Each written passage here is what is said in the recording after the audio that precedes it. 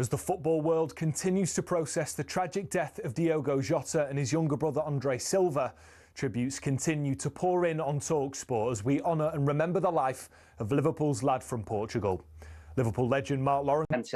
No doubt about it. When you're in that dressing room, look around, and you for a big game, and you're looking at people you can count on. He was one of those. Many fans want to see his number 20 shirt retired, and Lawrenson made his position clear on that matter. I think that's a fantastic thing to honour somebody like him. Never ever been done before at Anfield.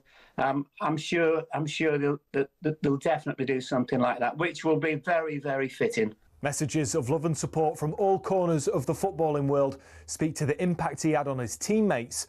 And the Daily Mail's Dom King says he had a special place in the heart of the Anfield faithful. He had a song about he's the lad from Portugal, better than Figo, don't you know?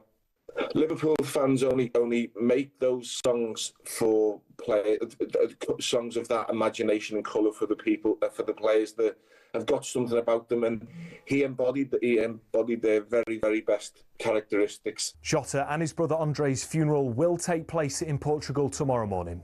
Elsewhere, as Owen Farrell makes his return to the Lions tour, his former Saracens teammate Jim Hamilton's told talkSPORT he's a much-needed addition to his dad's squad. I think there's one thing that I've seen with the British and Irish Lions, and I don't want to use the word soft, but I'd say there's a niceness around this squad. And you think you've had the great Lawrence Dallaglio in the studio before, and you think of the icons like Martin Johnson and Johnny Wilkinson, like born leaders at the very highest level. And I think when I've seen the Lions, they're maybe lacking a little bit of leadership. In Owen Farrell, you get everything, but you get leadership on top. Yeah. Remember, talkSPORT's the only place you can listen to the Lions tour on national radio. We'll be bringing you live coverage of their game against Waratahs tomorrow morning.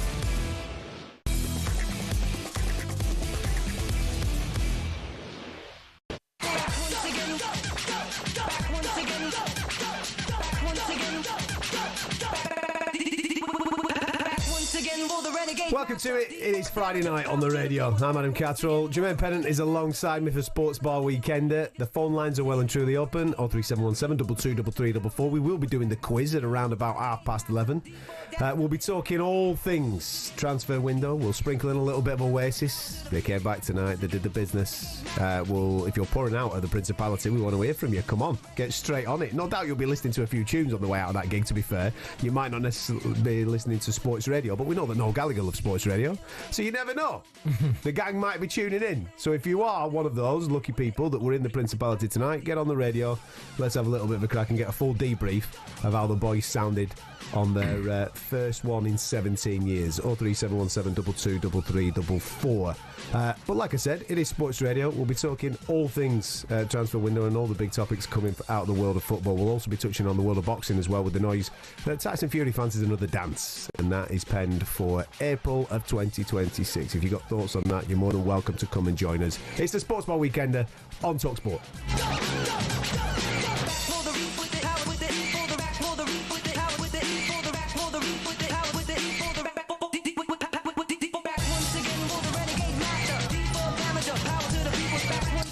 Before we get stuck into us, bit of tennis going on, isn't there, mate? Bit of tennis going on. There is. Let's get over to Wimbledon now, because Lisa O'Sullivan is all over the Emma Raducanu game right now. There's a lot of excitement going on. What's the latest, Lisa?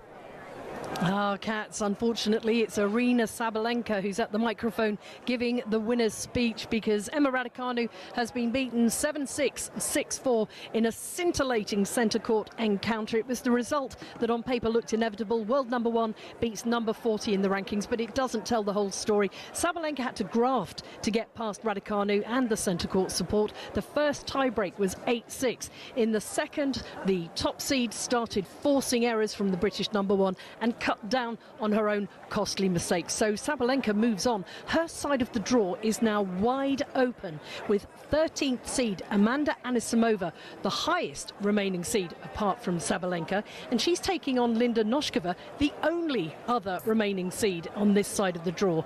It is a remarkable Wimbledon, but the number 1 seed goes on to the last 16. Thanks, Lisa. Heartbreak, because she was 4-1 up in that set. 4-1 up, there, cruising. Man. Thought she was going to do the business, and then listen, class up. The cream always rises in this game, mate. At the end of the day, and even when you're 4-1 up, when you're playing someone of that standard, you kind of know that they're going to have another little rally. Can you hold it? Can you hold them off? And obviously she couldn't this time. All she needs, I'm not saying all she needs to do was look at us two going. Yeah. All you need to do is get it back. You just hold your serve. No, but like I said, you're coming up against a world number 1, and I think the strength as well of Sabalenka is just, second to none. Yeah, proper play, man. To Emma. So, unfortunately, it didn't work today. Rising star.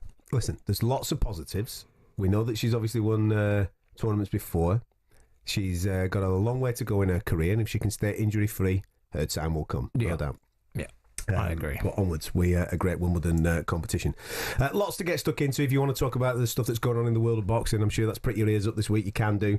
If you want to talk about your club in the transfer window, you're more than welcome to come and join us. And if you've been to the Oasis gig tonight, listen, we're going to do a big thing on gigs and concerts and all that stuff, because it's that time of the year, innit? People were doing Glastonbury last weekend, Coley were there last weekend. Obviously, we've got the Oasis stuff that's going on now throughout the course of the summer. Loads of festivals. I'm sure you've got your festival guide packed and ready to rock and roll.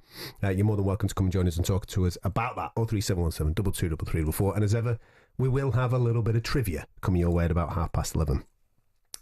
Now, I know that a lot of the shows on talkSPORT this week have been speaking about this particular situation, and I know that it's heavy, and I know that it upsets people, and I know that a lot of people have been deeply affected by the news of the passing of Diego Jota and his brother this week. So we're going to do it at the start of the show, because I think it's only fair, because it is obviously the biggest story in football by an absolute mile this week. Diego Jota there, 28 years of age, losing his life alongside his brother this week in Spain. We've been speaking about it a lot on talkSPORT. The thing that I can't get out of my mind, and I know that obviously Liverpool fans are pouring their adoration towards him, and I'm sure there'll be loads of suggestions on how they make their tributes and various things over the forthcoming season.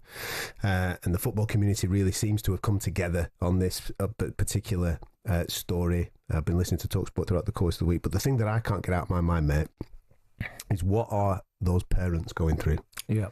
To lose a child is horrific. To lose 2 children in such a way, and I know, listen, we're talking about grown men here who were on with their own careers, becoming professional footballers, but they're still children to somebody, aren't they? Yeah.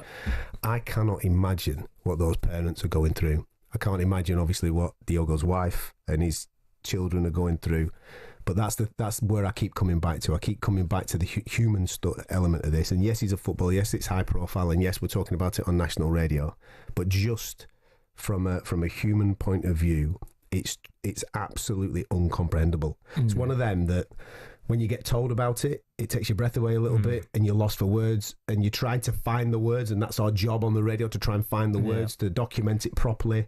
And nobody's ever going to be able to do it properly justice, because it's just one of those moments that you just can't explain fully. No, I totally agree with everything you said there, and like you just touched on this, it's the family. Let's put the football world inside apart. But he literally married 11 days. What the wife's going through, then the children waking up going, where's daddy, because they're only young, 6 and 3 I think, so they're not going to be fully aware. They're just going to go, where's that? So all these things that you don't want to hear, and your thoughts go back to. It's unfathomable. The parents, like I said, to lose two of their sons, both in a freak accident. You can only imagine you can't even imagine what they're going through and the support that they're going to need, as well as all the family. Again, this sounds incredibly morbid, and our job on the radio on a Friday night especially is to try and throw a little bit of sunshine people's way, but death affects us all at some stage in our life. Yeah. For the majority of us, that comes in a way where there is some type of preparation. Someone gets ill, and it's a period of time where there's a decline, and that's the story to the end of life. So there's a preparation time. This, I can't comprehend this. I've been in this situation once before, where a good friend of mine sadly passed away from a climbing accident, and it was so sudden, so horrible, and so uncomprehendable. But as I'm saying here, for that family to lose two sons is, mate, again, we're here to try and document it. We're here to try and put words to it. We're here to try and make some sense of it. And I don't think anybody can ever do that. And again, you try to think of how they are feeling at this particular moment, and you just can't. You just can't get to that particular point of trying to understand what their emotions are going to be like. Nothing's going to make them feel better. Absolutely, in this moment. No, and I think that right now they'll probably be still in a little bit of a shock. And I think once it actually kicks in, that's when they're going to mourn, and that's when they're going to feel that. Obviously, they're feeling crazy pain right now, but once the thought of, oh my God, he's actually gone, they're going to be inconceivable. It's like I said, you can only imagine, and my heart does pour out to the Jota family. There's been loads of tributes, obviously. We've seen everybody turning up at Anfield. I saw pictures of Jordan Henderson, who's obviously a former teammate of Diogo.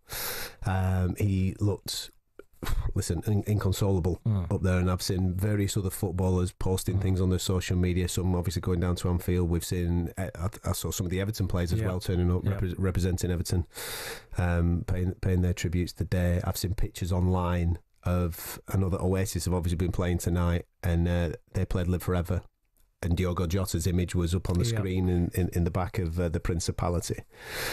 So those tributes are going to come in thick and fast. I can't remember a time, and I keep coming back to the human element of it, because this isn't about a footballer. This is about two young men in the primes of their lives, with plenty more to come in their lives. But from a tribute to Diogo, a Liverpool footballer, a Premier League winner last time out, I'm sure there's going to be loads of suggestions. And I've seen online the retiring of the number 20. Yeah, I think that should be a given. It feels like it should be. Yeah. I mean, but again, it's incredibly raw to be talking about it right now. I'm sure this isn't maybe a decision for someone who's not a Liverpool fan. I think this is a thing that maybe the Liverpool community come together and maybe have a little bit of the discussion, because his song's going to be sung for many years to the future. But I think some type of fitting tribute in order to keep that memory living on for as long as possible, I think is important for the start of this new season. So I've seen that suggestion of retiring the number 20. I'm not against that. I've also saw maybe putting a statue of him to remember him, because he since he joined Liverpool, he's been fantastic.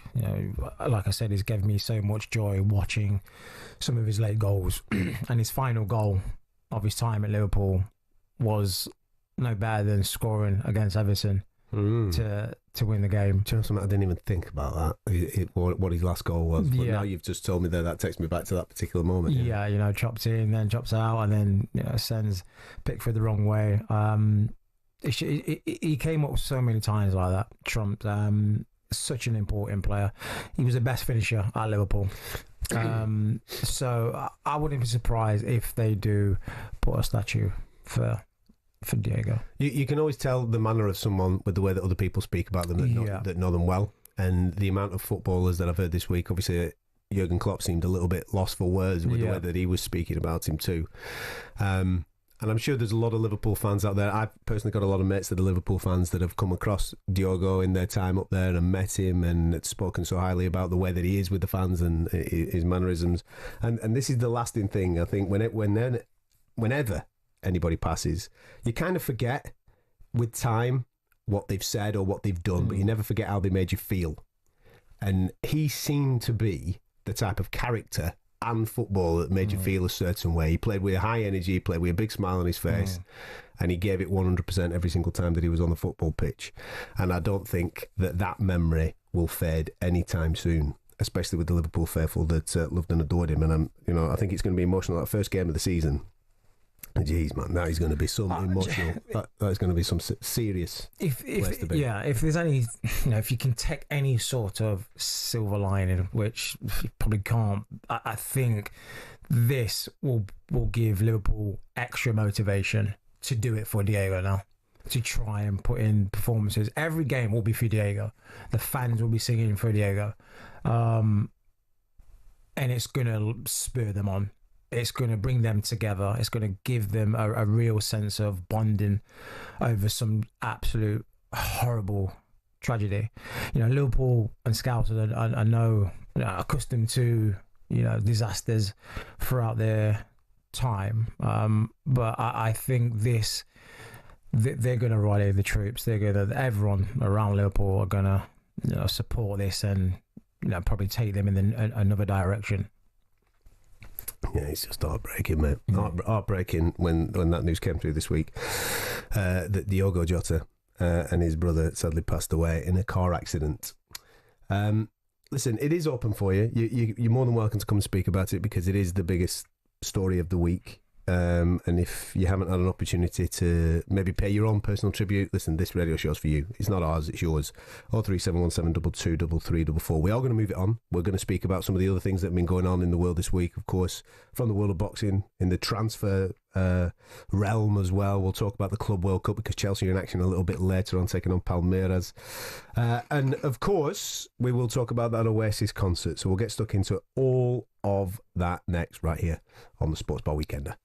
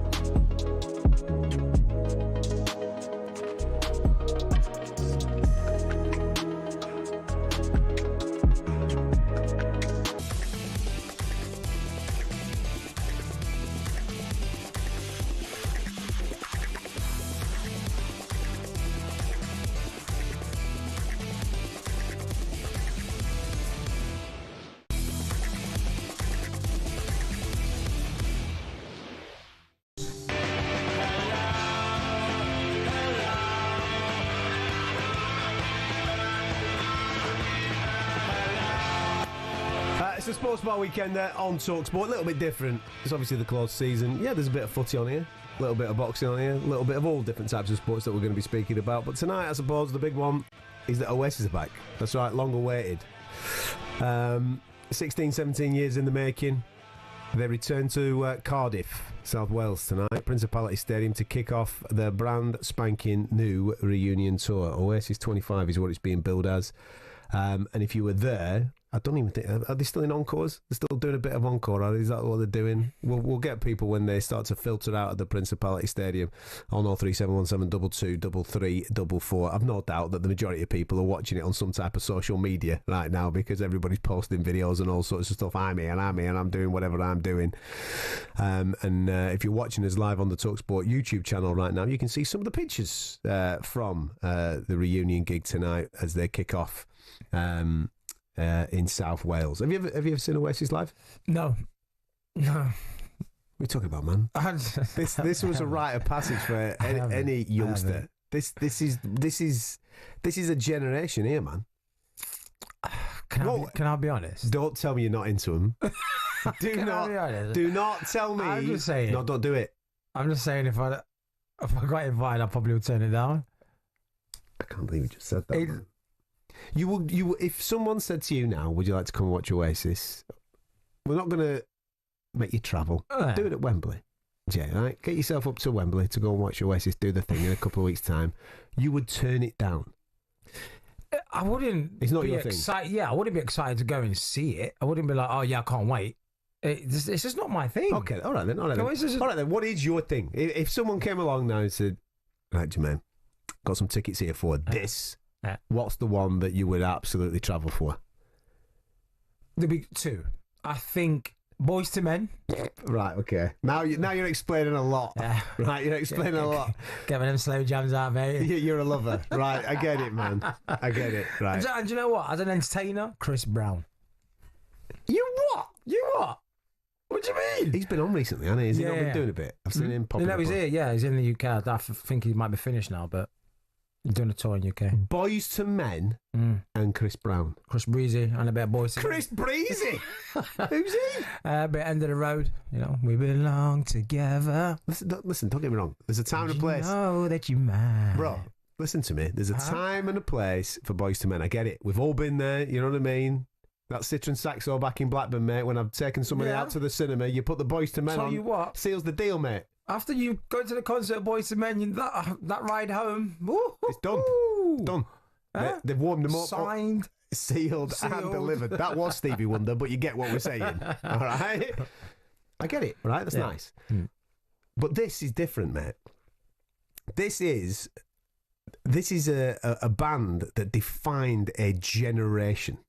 Yeah, very UK, like, solid. What do you mean very UK solid, man? They've got fans all over the world. No, I know, but I'm saying it's a traditional UK band. The thing is, if I went to an Oasis concert, I probably know 2 songs. No, you wouldn't. Well, I would. Wonderwall and Don't Look Back in Anger. That's it? Yeah. I wouldn't know any words to any of the songs. So that means for me, it would not be enjoyable. Which if you go to a concert, you want to be involved in it. You want to sing along. Are you into any guitar bands? Are you just a soul man?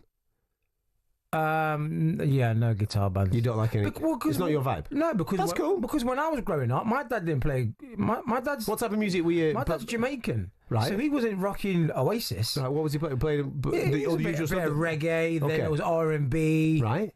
Listen, my mum's playing Rick Astley in the car on the way to school, mate. I'm listening to the boys. let me tell you about Oasis, right? For a young lad coming from where I come from, right? So when Definitely Maybe dropped, I must have been about 11 years of age. And I remember my mate, who was well into his guitar. He was a bit geeky to be into guitars, to be fair, because we were all into footy team and all that type of stuff, right? And I was probably the only one in that footy team, year 7, year 8, that kind of gravitated away a touch into music. Right, and my mate, who was a bit of a guitar player and a bit of a geek, he came across, first and foremost, he introduced me to Nirvana, brilliant, and then he introduced me to the Stone Roses, and then he brought me Definitely Maybe. He said, have a listen to that. The minute I put Definitely Maybe on, and Rock and Roll Star's first little bits kick off, I'm like, what is this? Honestly, mate, it was like I just nailed about 20 Lucasades. My head just was popping clean off. I was thinking, this is absolutely tremendous. I listened to it back to back to back to back to back, on repeat constantly. Then, of course, they bring out What's the Story, Morning Glory, in and around about, 94, something like that. By that point, you know what I mean? I'm growing into a bit of a man. You know, testosterone's kicking around the old Catterall body. I'm about 13, 14 years of age. Girls are at it, football's at it, fashion's at it. Come on, boys, we're having a whale of a time. And yeah, I'm living in a working class place called Blackburn. Those tunes, I'll be honest with you, those tunes and that band gave people hope from the area that I was from. Oasis ain't just about top tunes. They've got top tunes, but it's not just about top tunes. Oasis was a way of life. It was a way out. It was, look at us, we look like you, we're doing it, get off your backside and get it cracking. You can have it all, but how much do you want it is one of their lyrics, right? That is like, come on, we're living through these Tory times. And back then, it was tough to be living in those Tory times. And now, obviously, at the 96, 97, Tony Blair's New Labour was kind of revolutionising the country. Oasis were riding the crest of that wave. The working man was having it. And these two brothers from Burnage in Manchester with a guitar and long hair, you think to yourself, what is all this about? Look at these scallies. And they were having it. And, they took everybody on the journey with them. I can appreciate what they've done for the working class people. I appreciate what they've done for just... for UK, full stop, and around the world. But it just wasn't my kind of genre. It just wasn't my thing, that's all. I like Maxi Priest, listening when I was growing up. Right. That's nice. I need to take you to one of these gigs. Noel, if you're listening, right, I know you're a big talkSPORT man, right? Get the boys a ticket. Let me educate this fella. Let's get into the pit, right? Let's get a pint of ale. Get in the mosh pit. Mate, get it in there, mate. And it won't just be beer coming over the top of your head. There'll be all sorts coming your way. Jumping up and down, rock and roll star, slide away, a little bit of Live Forever, mate. Absolute mustard. What's Live Forever? I beg your pardon, what? Just give me some lyrics. Live Forever is it's... Mate, if they played this in church, people would bow down to it. It's a hymn. I'll tell you what, I'm not going to I am not going to nail it. Can we get it played? We will play it for him, but I'm not going to nail it, right? We'll play it out the break in a minute. If I start singing Live Forever now, you're going to poison people are going to turn off. I want them to stay with the radio, mate. I want them to stay with the radio. All right. Listen, there's a new generation Oasis fan, which I'm absolutely delighted that this band has got back together, because... there's two ways of looking at it. There's my generation that are a little bit snobby and want to keep it for themselves. And there's my generation that kind of want to share it with everybody to show them, listen, this lot are the absolute bee's knees. I'm kind of the second. I was lucky enough. 1996, I went to Main Road. I was there with my mate. I paid 17 quid. £17.50 with a booking fee, right, to go to Main Road and watch these lads absolutely turn music a new backside. It was absolutely fantastic from start to finish. And I've no doubt that the kids that have never seen them before have gone to Cardiff tonight and they've experienced what I experienced back then. Tonight's going to change people's lives, man. I'm telling you, Will. Absolutely. I guarantee that somebody will bounce out of that arena and they'll be inspired and they'll go, right, I'm going to get cracking. You don't have to be in a rock and roll band, but it'll get cracking with your own lives, because those types of tunes do that for people. Music changes people. Music moves people in a certain way. It gets them going. And that band absolutely do that. So I'm delighted that they've got back together. There's a load of fans that have maybe listened to the dads and their uncles and the mums and all that type of stuff about what Oasis used to be in the 1990s. And now, in 2025, they can go along and go, oh, my dad were right, man. This lot are at it, aren't they? And by all accounts, and I've only had a little bit of a fleeting look on social media, them boys were at it tonight. They were at it from start to finish, banging the one after the other, after the other, after the other. Jet, listen, I'm going to get you. Right. I know it's pricey. We're going to have a word. We'll see if we can get hold of talkSPORT's own Noel Gallagher. Get him on. I said, listen, we need to educate this fella, yeah? We need to get him away from the reggae beats. We need to get him away from, what's his name, Breezy, or whatever his name is? Chris Bradley. Get him away from all that and get him into some proper tunes. In all seriousness, if you listen to this, and this isn't necessarily just geared towards Oasis, as I've just said to you there, 1996 at Main Road, that's the gig that always stays in my mind. I've seen Oasis a few times since. I've seen plenty of other bands since. I've seen loads of great performances, and I can sing praises of plenty of different artists from all different genres. That's the gig. When I come back and I say, what's the greatest gig that you've ever been to? 1996, Oasis, Main Road. That is the gig. What's the greatest gig that you've been to? The greatest, I've not been to many, but I would say maybe Usher. Yeah, I can imagine that being good. Because, like I said, he's a good performer. He's not just standing there, with his eyes closed, glasses on, singing. He's got some good tunes. He's good tunes, and he's performing. He's got all sorts going on, dancing. He's dancing. He's moving. You're that type of guy, aren't you? You're that. You're that type of guy. There he is. Ooh, what's that? Yeah, I'm feeling that. You're feeling it, yeah? Yeah. Stand there with your guitar, man. Have a beer and let's have it. There you go. What is the greatest gig that you've ever been to? And don't give me this. I've been to this. I've been to that. I've been to this. I've been to that. Don't give me that. One, right? So Jay's gone with Usher. I've gone with Oasis in '96 at Main Road. That is the greatest thing that I've ever seen. Prime Usher, by the way. Yeah, that's cool, man. Yeah, Prime Usher. 03717 22 33 44. By all accounts, I've just been told that they finished tonight with Champagne Supernova. Oh, my days. My days, they took it to a new level. See, all these lyrics you spit, I have no idea. Come on, man. Champagne Supernova. The theme tonight is going to be Oasis. So get involved with the show. What is the greatest gig that you have ever been to watch? 03717 22 33 44.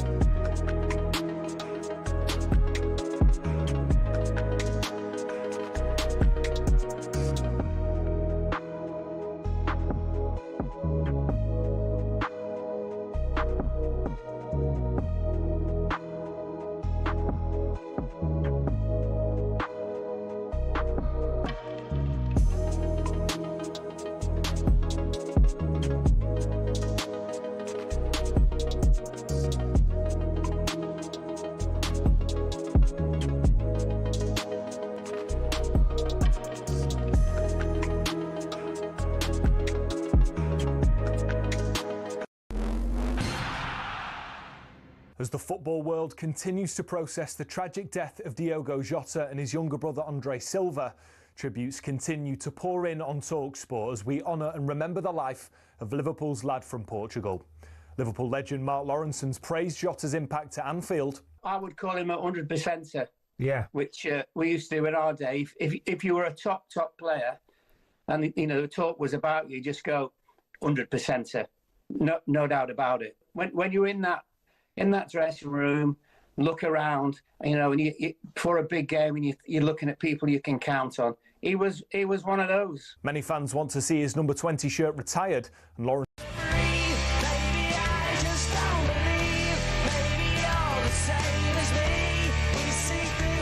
this.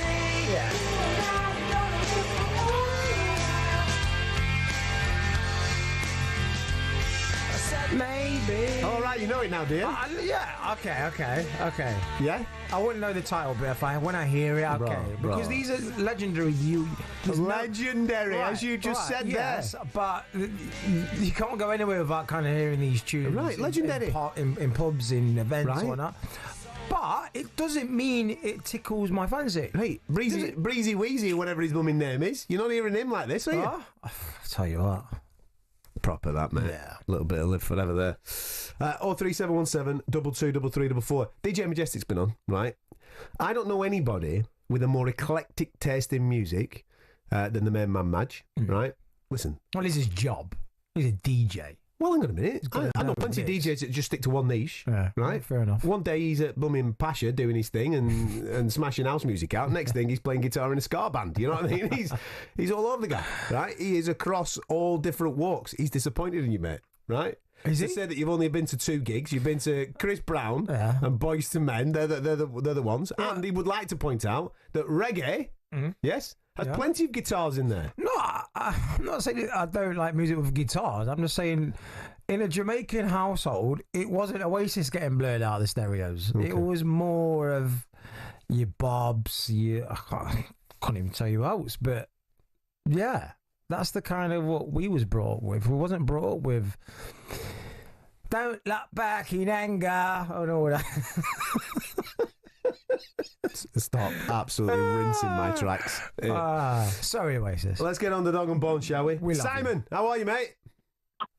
I'm all right, mate. How are you? I'm sound, pal. Have you got tickets for any of the Oasis gigs, mate? No, I don't like them, really. There's another one. No, actually, I'm not saying I don't like them. It's just something that doesn't... It's like Marmite. Okay. What do you like, Si? What is it? What is your thing?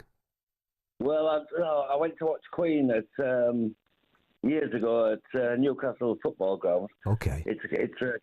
That was a great concert. And I went to watch Madonna at Wembley. And she was very, very that good. tells me a lot about you, mate. That tells me a lot about you, Si. I'm an old man. No, not at all. Not at all. Listen, you picked 2 artists there that have got a back catalogue of ridiculous amounts of wicked tunes. But you're also highlighting there a showman and a showwoman there, aren't you? Right? Let's be dead straight. Freddie Mercury's probably one of the greatest front men of a band that has ever lived. Right? When he rocks up, you know he's in the gaff, don't you? Very similar to Madonna. You like a little, like what Jay was saying 2 minutes ago. You like a little bit of that showmanship. Oh yeah, I do. And Freddie Mercury was the best at it. And Madonna was very good and all. Okay. I know she's old and she's getting old now, but she was in the day. She was great. But back in the day, would you say Queen's the best thing that you've seen? Yeah, easily. All right. Okay. Cool. All right. So nice one, mate. Queen. It's a good. Listen. It's a wonderful barometer to have on the show, isn't it? Queen. You can't go wrong. Yeah. There's going to be a lot of people. Even I would like there's going to be a lot of people nodding along, right? Queen live. I bet that wicked. Yeah, but the rest is quite good. Actually. I mean, they've sang some great songs, some great anthems and stuff like that. But I'm a Man U fan and they're Man City fans. And mate, you can't do that. You can't be bringing football allegiance into what music you like. Music brings everybody together. It's like music and fashion and football. Yeah, all right, football might divide a touch, but the rest of it's all together, isn't it? Well, not really. Right, get off. See you in a bit, Si. Top man. It's a good shout, actually, Queen. I like that. Do you know who I forgot to mention, who I'd love to see? Prince. Bit of Purple Rain. Yeah, all right. Oh, come on. That something? was a guy. Do you know something, right? He was a dude. This is going to bring the tone of the show down a bit, right? The first record album that I ever bought was Michael Jackson Bad. Yeah. Right? I was about 8-9 years of age. So I bought Michael Jackson Bad. Unbelievable album. Yeah. Agreed. And he obviously had that tour booked, didn't he? When he sadly passed away, he had that tour booked. Yep. I got tickets for it, mate. I had tickets. I was ready to go. I'm going to see Michael Jackson live. You could have brought me to that. I'd have been happy to go with that. And do you know something? That might be my answer now. I might be studying going, I've seen Michael Jackson live, mate. That'd have been absolutely sensational. Yeah.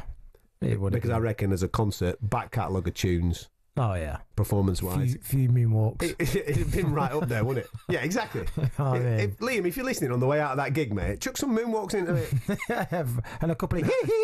Listen, I'm messing, man. Listen, Oasis are still the guys for me. They're still the guys. Nick, how are you, pal? I'm good, thanks. How are you guys? Yeah, man. Good. I'm good. Please, give me some support here. Are you an Oasis man? I am an Oasis man, and I've got tickets to see him on the 27th of September at Wembley, which I can't wait for. Mega, mate. Now we're talking. Nick, can I just ask you, have you seen them before? I have. I was at Main Road in 1996. That's when you was there. My guy, You right? was So there with Catman. he has seen the gig. He has seen the gig, right? Yeah. Which is wicked. Nick, are you? Who are you taking with you this time, mate? I'm taking my 15-year-old son. Who's Now, this is it. This is it, Nick. Take it away, man, because I'm sure you've had conversations now with your lad. This is the band. You need to come and see this band, right? And now you're getting the opportunity to take him with you. That's unbelievable, mate. No, so I also saw them at the Old Trafford Cricket Ground in Manchester as well a couple of years later, and also at Wembley Stadium. So I've seen them 3 times before, and they are brilliant. But unfortunately, there's a lot of bands I've seen. Concerts are my big thing, but one concert in particular sticks out above everything else. I was even at Live Aid, which was amazing, absolutely amazing. But one concert sticks out, and I saw this band a lot of times, and I'll go with the last caller. Queen at Wembley in 1986. I had never been to a gig where the place rocked so much. Best gig I've ever been to, 1986. Is that the one where he's got the vest on and he's giving it the old whoa, and all that type of stuff? That's the one. Was that Wembley? That was Live Aid. It's doing that Live Aid. But that was also at Wembley, wasn't it? If I'm not mistaken. Yeah, it was. Yeah, that's correct. Yeah, that was 85. Mate, getting a lot of love for Freddie Mercury tonight, man. Nick, just a quick one. Your son, did he know about Oasis, or have you taught him the ropes and got him into it? No, he's really into his music. I mean, he's seen somebody at Wembley tonight. I can't remember her name, but he goes to a lot of gigs with his mum, and I take him as well. And he's just when he comes on, he says, "Oh, I really like Oasis," and he's been hounding me. He's literally been hounding me for 6 months to get him tickets for his birthday, and I haven't been able to get him anywhere. And then a mate of mine called me up a couple of days ago and said, "Do you and your son want to go to Oasis?" And I said, "The fish swim," so he's over the moon. He's been texting me all night saying, "Dad, you don't know what this means to me," blah blah blah. So he's he's an Oasis fan, but I don't think he'll really be a fan until he sees them live. I agree, man. Listen, you can listen to the tunes all you want. Once you're in that pit and them boys are rocking and rolling, that's when it really kicks in. Nick, I'm so jealous that you're getting that. I enjoy it, man. That is a proper moment for you and your boy. Enjoy it, mate. Will do. Thanks a lot, guys. Top man. Wayne, how are you, buddy? How's it going, boys? You okay? I'm good, man. I'm good. Come on, Wayne. What's the best band you've ever seen? Well, I've seen a few. Mine's not a band. The best band I've seen would be Guns N' Roses. Nice. But the best entertainment was Robbie Williams. I went out to Amsterdam. He was absolutely amazing. Are you serious? Had the crowd going from the second he came down from the roof to the minute. Hang on a minute. Stop there, right? The dude came in from the roof. He entered the stage being hung upside down, like he's got his arms out like a cross, upside down from the roof, and that was his entrance. But that's what you want when you go to a concert. You want to be entertained, not only lyrically, but by engaging. Theatre. You want theatre. You want it all. That's what. Definitely. Yeah, and I think Robbie Williams has got that in abundance. Well, he's an entertainer. I've just got tickets to take my daughter to her first concert. What is it? We're off in February. We are going to. Name's completely gone out of my head now. It's her choice anyway. James Arthur. Sorry, James Arthur. James Arthur. All right. Okay. I like James. He's a big UFC fan. I don't mind James. He's a good boy. I've got 6 months to learn as many songs as I can. That's it, mate. Get it. Plug it into the car, pal. Whenever you're running around, make sure you got the tunes on. Dead simple.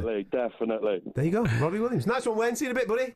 Cheers, lads. Cheers, mate. I can understand that answer. Yeah. Now, everything that we're getting through so far, right, comes down to the entertainment factor, doesn't it? It comes down to the Freddie Mercurys, the Madonnas, the Queen as a package. Then you've got your Robbie Williams, right? There ain't no better rock and roll band than them boys. I'll tell you what I want to hear from you. Anybody seen the Beatles? Anybody seen the Rolling Stones? Get in contact with the show. 03717 223334. Did they live up to your expectation? When you turned up, did they do what you thought they were going to do? In fact, is there a band that you've had on a pedestal and you thought to yourself, oh, well, I want to go and see them, they're going to be wicked. Then you go and see them and they were rubbish. I'll be dead honest, right? I fell for a little bit during that commercial period with Kings of Leon. I went to go and watch them, and I thought, this is rubbish. See, that I'm surprised because their tracks and they got some good tracks. They was bouncing. Yeah, they got some good tracks. But I went to the gig and I was like, Sex on Fire. Yeah, they made some good songs. I thought they'd be good. But the gig, I was like, what is it? Was there no entertainment value? Was there no passion? I'm just not having it, man. Not having it. I'm just not having it, man. See, it's just not your fancy. It's just, it happens. Well, when I turned up to watch Oasis. Did you have a bucket hand? Oh, mate. I had the Sambas. I had the parka jacket on. Sunny's on. Little Stony on. You know what I'm saying? We're having it. It was like on an away day at the football. Put the tunes on. Let's have it. You can't beat it, mate. You can't beat it. Keep them coming. 03717 22 3344.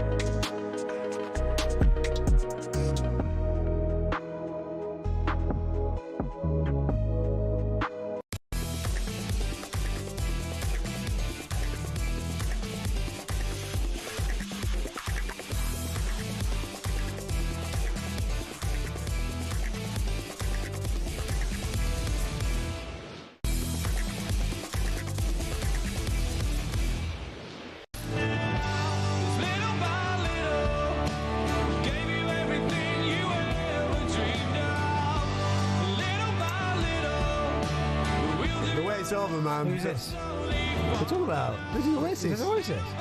This is the dulcet tones of Noel Gallagher. Oh, see, I don't know this. You're having an education tonight, let me tell you. Yeah, I'm here for it. The reunion of the century got underway tonight at the Principality in Cardiff. We're giving you a chance to win Oasis tickets for Manchester on July the 19th. You heard that right. Oasis Live 25. It is completely sold out, but talkSPORT can get you in. Of course it can. Alongside the tickets, we'll put you up for a night in a hotel and put $5,000 in your back pocket. And if you win these tickets, you can take me along with you. That'd be absolutely fantastic. It's completely tax-free. Listen up right now for everything you need to know about how to enter. On iArcade, you have to be over 18 to enter in the UK, excluding Northern Ireland, for the chance to win a pair of tickets to the most electrifying rock and roll reunion of the century, a hotel stay and $5,000 spending money. Text the word Oasis to 83338 by Monday the 7th of July at 11 p.m. and you'll be entered into the draw to go supersonic this summer. Text costs £2 plus one standard network rate message. You must have the bill payer's permission or post your name and number to Oasis Prize Draw, PO Box 3190, Colchester, CO2 2 8GP to arrive by 5 p.m. on the 10th of July. This is a talkSPORT limited promotion run on talkSPORT, Talk and Virgin Radio UK stations. Full T's and C's at talksport.com. Good luck, yeah? Sorted. Who's doing that accent? Who's doing that? Who's mimicked that accent, man? Like, you could have got a proper Mancunian into... Oh, I'll tell you what. Anyway, there you go. Get yourself stuck in. Good luck to you. It's a band that you have to see. Like I said, I've been lucky enough to see them. If you've on your way out of the Principality tonight, you're probably still singing and sinking a few pints and what have you. But if you, by chance, have decided to put talkSPORT on, just to give you a little bit of downtime, I'm sorry, we're straight into the Oasis chat. Get involved. Give us a ring. 03717223344. Goldstein went tonight, didn't he? Yes, he did. Get hold of him. Sorry. Somebody get Goldstein on the dog here. Let's see if we can find out what the show was like. I've no doubt that he'll be at some after party or what have you, but hopefully we'll get you a little bit of a full debrief. Sean, how are you, mate? Hello, guys. I'm good. How are you? Very well, my man. Good, mate. Whereabouts in the world are you, Sean? So I am in Essex, mate. I'm a musician, so I'm just on the way back from my gig. All right. Okay. What type of stuff do you play, mate? So I'm with Jermaine's side. I do a lot of soul and R&B. That's my main thing that I get booked for. So unfortunately, I'm not the biggest Oasis fan. I mean, I know the couple of the big ones that Don't Look Back in Anger and that's what I know. All right, give me the stuff that you're into. What type of artists are we into, mate? So I do a lot of like Neo, Usher, Chris Brown. See, my type of guy. My type of guy. You're in with Pennant. All right, go on then. All right. Yeah, but that's my vibe. Yeah, man, I actually had the pleasure of playing, obviously it's football related, I'm a Spurs fan, and a legend of our club. Actually had the pleasure of playing at Jermaine Defoe's house on Sunday, and he's an R&B and soul man. Hang on, stop that. Stop. What? You played a gig at JD's house on Sunday just gone? I did indeed, yeah. It's a funny story. So I was in Portugal when the gig come in, and I was on a stag do, and I got there. So it's Thursday to Sunday, and I got there, and the gig come in on Thursday for a friend of mine, and I was like, oh my God, I'm gonna have to behave on the last night of the stag. And boys, I went out for dinner, and then I come home because I wanted to be fresh for the tucked up. Dedication, I love it. Get tucked up, man. Hydrate. Mate, I had to. I made sure I had my 8 hours of sleep. And I got off the plane at 1 o'clock, and I was in JD's back garden at 3 p.m. setting up for the gig. Wow!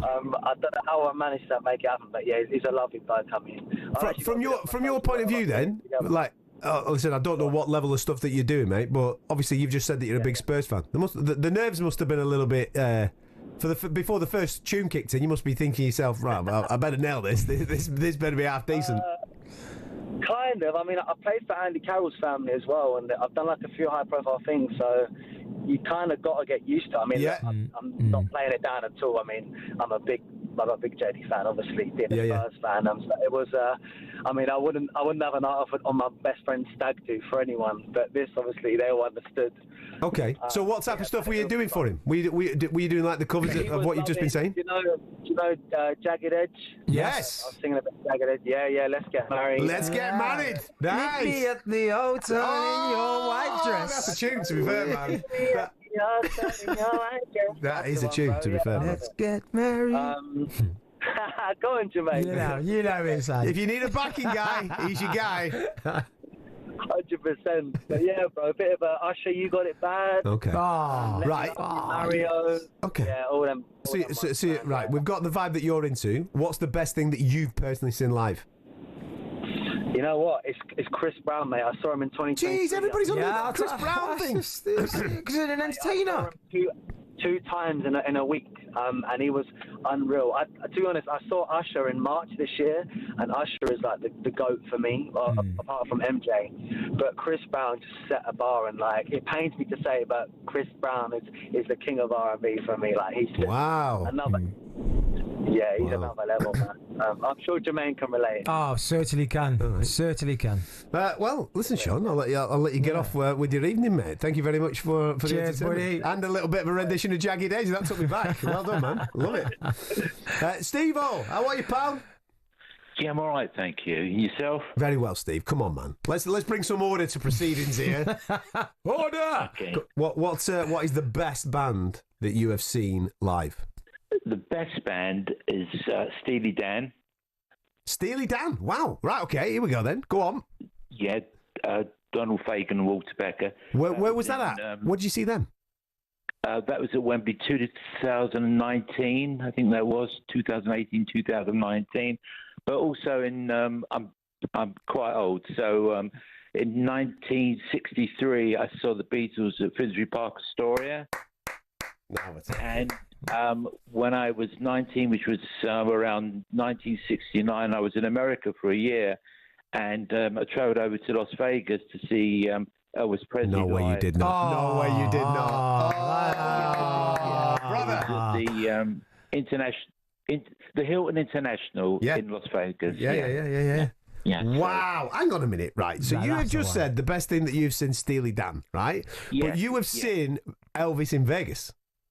I have. It was a wonderful concert, but it was just in comparison to the actual music that I love, which is I'm very much a Steely Dan, Jackson Brown type. That's the type of music that I really love. But to see the Beatles live, which is an experience in itself, not that you actually heard very much because of the girls screaming, but it was. What year? What year did you see the Beatles in? 1963. Okay, all right. So still relatively early in their tenure, mate. So absolutely, a lot of the big what you would class as signature tracks hadn't really kicked in until late 60s, early 70s, mate. But you still saw, mate. That's sensational. Well, early 60s was still good. I'm not doubting that. It's very different. Very different. It's early Beatles is what you've seen compared to obviously more mature stuff later on. So. But the Elvis one's grabbing me, mate. The Elvis one is the one. That is nasty. I can bounce with that. Yeah, but at the same time, this was 1969. Very early for Elvis. He was sort of, I want to say on the way out, really, but at the same time, he as a showman, he was fantastic, absolutely fantastic, and he brought the place alive. Really, really wonderful.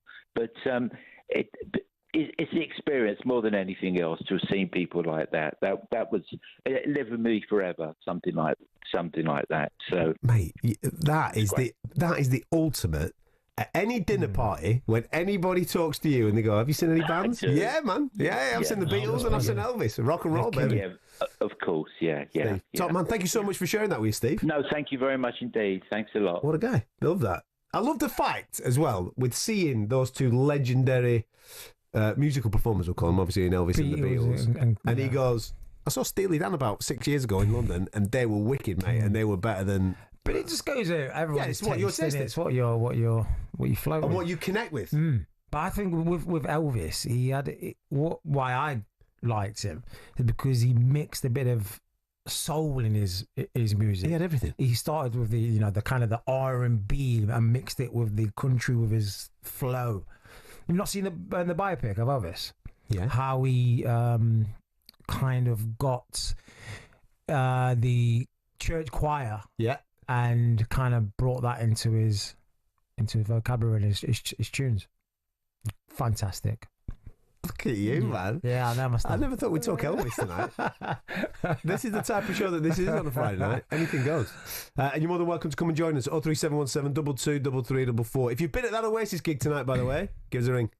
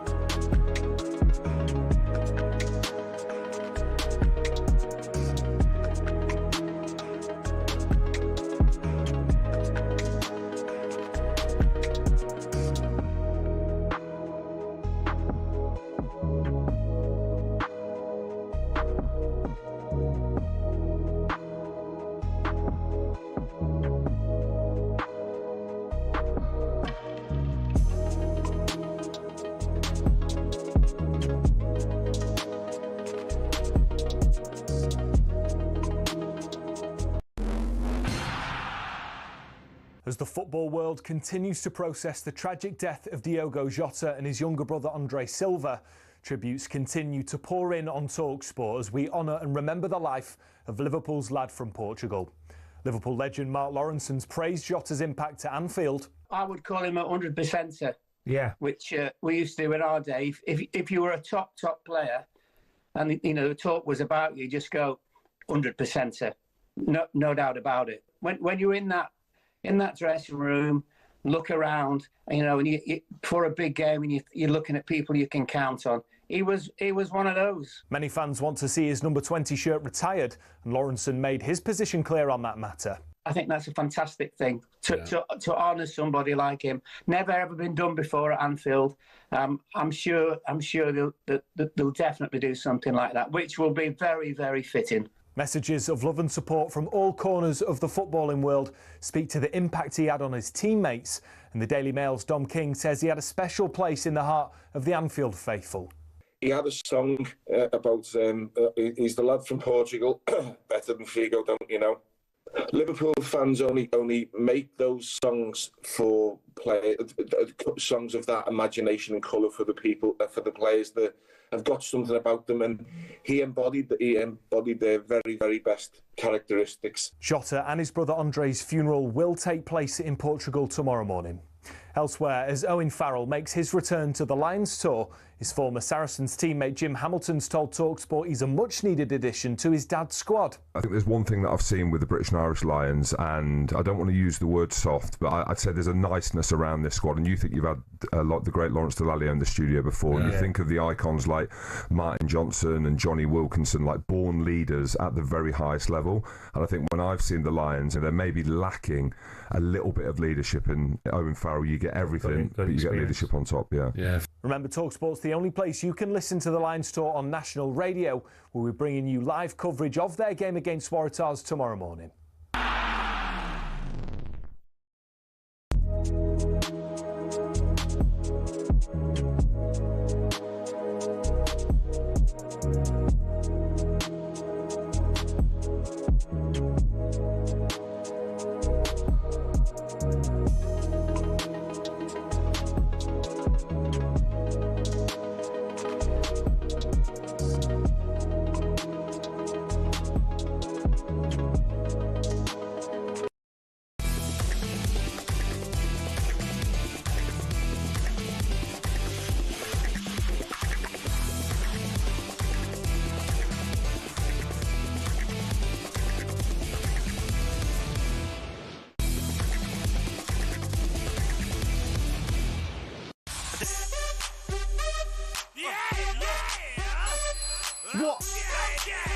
What are we doing, man? This is not the night for this.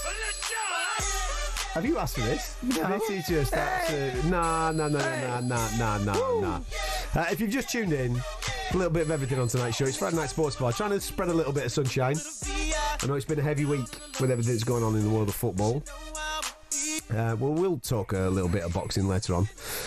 But we've just been having a bit of a chat about Oasis being the most important band of this generation that changed people's lives, that sculpted the minds of young people. And Jermaine Pennant just looked at me and just went, what are you doing about? Let's talk about Chris Brown and Usher and all these types of lads. Yeah! So luckily, I've got a bit of backup here, right? Because you're not really into guitar music. That's what you said. No, back up now. You said that you're not really into it. No, you like some? As in rock kind of guitar. That's not my flavour. I'll tell you what. That's not my flavour. Let's have an education. Okay. Madge, how are you, mate? Have we got him? Where's DJ Majestic? Yo! Here he is. There we go. That sounded like a soundbite. Do we have him on screen or not? I thought I was going to be able to see him. Do we have him on screen? Can you hear me, boys? I can hear you. I can hear you, Madge. We're trying to get you on screen. Can you hear me? I can hear you. I can see you. You're both looking lovely on this Friday evening. As you say, the reunion of the century happens. It's a historical day, Catman. That's it. And JP's playing it down. That's it. Now listen. There we go. We got it now. We got you on screen now, man. Right, here we go. You're in the studio there.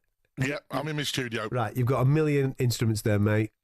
Let's give this boy an education. Let's go. Right. So first and foremost, JP, I understand possibly how the Oasis doesn't resonate with your soul, with the indie rock sort of harshness. Yeah. And, you know, like you said, you grew up in a household playing Bob Marley. But the big problem for me was you said about guitars. And it's like, all that guitar stuff. Now, I have to educate you very quickly because, of course, JP, if I played you this... What a great record. What a tune that is, mate. Of course, it is Sir Robert Marley. Bob Marley. There you go. Come on, that's it. Hey. There you go. Now you're feeling young again, aren't you? Now he's there. Get me a red stripe. Get me a red stripe. So the key ingredient of that song, of course, is what? Oh, I think it might be guitar. Okay, right. I wasn't against guitars. I was just more of the indie rocky style. Okay, you said about indie rocky style. And then what about this one, JP? You know this one? Is this Redemption Song? Indeed it is, Beautiful. Mr. Catman. Beautiful. Redemption Song, Bob Marley. This is almost a folk reggae song, of course, with an acoustic guitar. Bob Marley, one of the best guitarists of a generation. Come on, JP. When it comes to writing riffs. But I like Elvis. He was a guitar.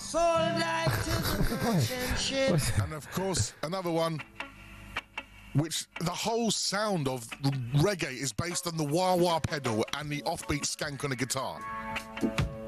And of course, JP, the said guitar that Sir Robert Marley used to use... Here he is this. Oh, go on. Let him have that. Let him have that Gibson Les Paul, man. Give him a do. I can see that. That is Bob Marley's...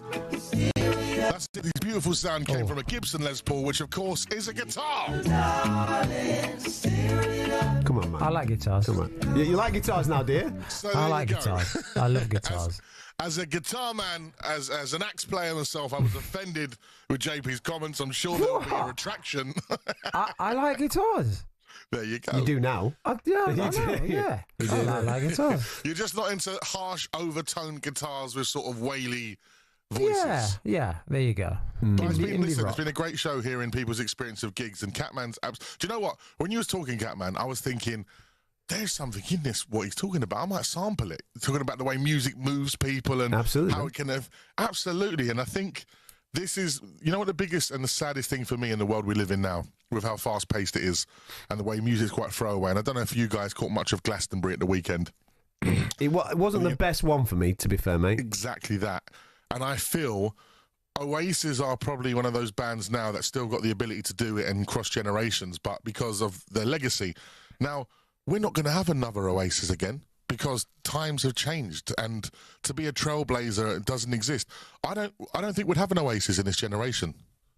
I agree, mate. The world's got smaller, hasn't it, through social media and various things like that. If we would cast our minds back to the 1990s, when you were looking for that way out, as I was saying before, from those council estates and those working class routes, what is the thing? There was a lot of depressed people knocking about because of the way the government was at, and then you had the new wave of, like I said, New Labour in around the mid-90s, and this band kind of caught the wave of that. And there was political movements, but they were more than just a band match. They were a way of life. Look at the way people dressed. Look at the way that people spoke. Look at the way that people acted.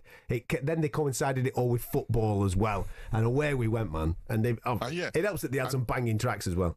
And the thing is, even with what JP's saying, with what he's into and what he's not into, is things were very tribal. We had different tribes, and you could identify each other by the way we dressed, the way we spoke. And that, I think, was such an important part of culture, musically and socially, that we've lost now. Now, especially, of course, with me being a DJ and going around the world and seeing things, you know, now it just feels like it's become a simulation of itself almost. Yeah. It's like a big episode of Black Mirror that we're in now. Who are the revolutionaries now, man? Who are people like gravitating towards?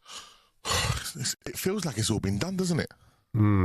It really does. And, you know, it's a shame because, like, even you look back to people like Ian Dury, the Blockheads and people like that just wouldn't exist in this day and age. Like, they wouldn't get through. But anyway, listen, boys, I'm going to let you get on because it's a great show. No, hang on. You don't get off it lightly. You've been to countless gigs. I'm going to ask you two things, actually, right? Because I like the aspects of the second question that I'm going to ask you. So the first thing, what is the best artist band that you've been to go and see? I would have to say Muse. Oh, the light show with the lasers and all that type of carry on. But they just stood there and bashed it out. Before they were a stadium act, I saw them in 2001 or 2000 at the Astoria. 2001. Before they really, really went off. So is that before like Superficial Black Hole and all that type of stuff? Yeah, is that before that? Like I'm talking Showbiz, their first album, and Origin of Symmetry, which are two incredible albums. And Matt Bellamy is one of those people. He's on my list of life goals to meet. There's a few people that I wanted to meet, and I've met them. Josh Homme from Queens of the Stone Age being one of them. He is cool as you like. But Matt Bellamy is the person that I will fanboy when I meet him. Like, oh my God. All right. So that's bands. Second question. When you've been in a club, bar, whatever, what's the best DJ set that you've seen and you've thought to yourself, mate, he's doing or she's doing things that I would love to do? It's got to be DJ EZ. EZ's always been my hero. Like, the god of garage, isn't he? Garage and the days. stuff that, Proper, mate, man. the stuff that guy does on the decks. And you know what? He's a big talkSPORT listener as well, so he's probably listening. And I was very privileged enough to become his MC. So I got to see it up close and personal to what he does on the decks. And, you know, there's a boiler room we did together back about 10 years ago now, a 3-hour boiler room session he did. And I emceed with him. We did the hour of power. He's just incredible. And anyone that's into garage music, especially, you know, pure garage, etc., they know how amazing technically EZ is. So, listen, show's amazing. Loving the music on a Friday night. And, yeah, the Oasis reunion, just to touch on it quickly, the tribute to Jota was beautiful during Live Forever. And, you know, especially knowing the boys of Manx, especially, you know, with the tribal stuff, you know, between Liverpool, Manchester, etc., it's beautiful. And, of course, it's been such a sad couple of days on talkSPORT, and it's just nice to reflect in such a beautiful way. And that's the one power of music. It brings everyone together. It does. Well said, man. Listen, thanks for giving us a ring and giving him an education on guitars. Enjoy the show, boys. Well, ta-ra, mate. There you go. Man, majestic there. Adam, have you been to the gig tonight, pal? Hey, boys, right. First time call. Go easy on me. Amazing show tonight. Thoroughly enjoyed it. By far the best gig I've ever been to. Now we're talking, Ad. This is it. Right. How old are you, first and foremost? Sorry, say again, boys. How old are you? 27. Right, so did you miss them, what you would have been? You'd have been 10 years of age, so I'm assuming that you'd have missed them the first time around. Yeah, would have missed Main Road. Obviously gutted, couldn't go to it back then, but no. So where is your love, interest in Oasis come from? Is it a family member, or have you just found it yourself? Well, fun enough, I went with me mum and my dad tonight to see the gig, so it sort of come from dad's side. Mate, I'll quickly pop them on the blower for you, so quickly say hello. Mate, 100%, man. How you doing? How you doing, mum and dad? Right, first up, mum and dad, I assume that you've seen Oasis when they were first time around in the 90s. No, never saw them. Never saw them. We're Essex boys, so we were really into Blur and got into Oasis a bit later. Okay, right. So tonight was what a wonderful thing that, to be able to spend a little bit the time with your lad. I know he's 27 years of age now, mate, right? But still a baby. Yeah, he's still your baby, isn't he? Getting to take and go and experience it all together tonight. What was that like? Yeah, it's great spending time with him. We do a few concerts. We was at the Stones in Hyde Park a couple of years ago, and it was a great day as well. So we go whenever we can. It's great spending time together. So, Adam, would this be the best gig then? Come on, Adam. Of all the gigs, tell him, Adam. Tell him how good Oasis are, man. All the gigs you've been, would you say this is the best one then? Sorry, say again, boys. The line is very good. Yeah, out of all the gigs, I'm assuming you've been to other gigs, different artists, different bands. Yeah. And this is the best for you. Look, boys, I love Ed Sheeran. I absolutely adore Ed Sheeran. But unfortunately, for Ed, Oasis absolutely trumps it. Yes, Adam! I want to be like, schooled. What was it that made you, what trumps Ed? What gave you the entertainment value? I've just always admired Liam Gallagher and just the way he performs and he acts on stage. He's a bit of a role model to myself as well, so it's always nice to see him perform. I think it's the 5th time I've seen him now, and obviously the first time being Oasis, but hopefully not the last. Energy, mate. Listen, right, what was the tune tonight, man? What was the one tune that you thought, mate, this is ridiculous? It has to be Hello, but... So they opened up with that, is that right? They came out to that? So they came out to, I think... Came out to Hello, yeah. But Live Forever, as the previous caller said as well, the tribute to Diego Jota was just incredible, so very blessed to be there tonight, boys. Mate, safe trip back, man. Sounds great. And I'm glad that you got to experience that with your parents as well. Top man, Adam. See you in a bit, mate. How good's that, man? Family outing, mate, they've just made me so jealous. So jealous. Because that would be the dream, right? I promised my 12-year-old, who's got well into it, and this is all... He's into Oasis now? Purely, like, we're driving around, he gets to choose some tunes sometimes. Yeah. But when I choose, it'll 9 times out of 10 be something like an Oasis or a Stone Roses or something. What's his go-to when his selection? He's got a good little selection, actually. Yeah. But, do you know something? He's a massive Eminem fan. Oh, that's my guy. Right, he's a massive Eminem fan. He likes a couple of the newer rappers, the people like the Central C's of this world and all that. He likes a bit of that. But he's still young, so he will do. They're the new up and, right. know. I took it. Eminem, that's a nice one. Yeah. For such a young... a lot of people that age won't know Eminem. No, I don't know how he's managed to get into it, but he's bang into it. Maybe it's because of all the swearing in it. I don't know. Anyway, right, so with the Oasis tracks... And listen, he's a Philly. He gravitates towards supporting Man City, so obviously there's that connection. So he's got to it. So I promised him if I couldn't get a ticket, I wouldn't go without him. Right. So that's the current situation that we're in right now. So if anybody's out there with 2 tickets that you fancy flogging at a decent face value, give me a shout. Right. Manchester, because he doesn't like travelling. You know, he's a bit of a fair weather fan, and then we can get up to Heat because listen, it's going to be mega next week. Yeah, Heat and Park next week. I think it's Friday that they get the tenure in Manchester underway. Sensational. If you've got a ticket, I promise you. Like my man's just said there, right? Previously, he had a favourite. When you go and watch this band live, you won't have seen anything like it. They just have this energy that absolutely drags you in, and it'll change your life forever. I promise you.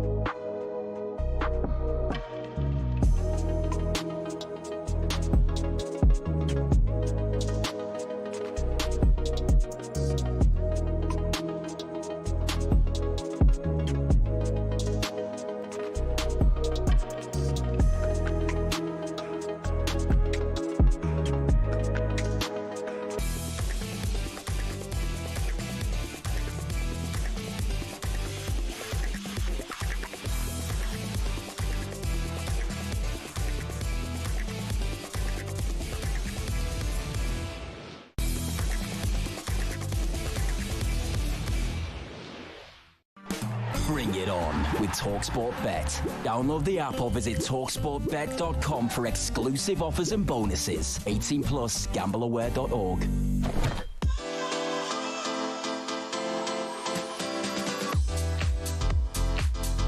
Oasis tunes only tonight. What are we playing at?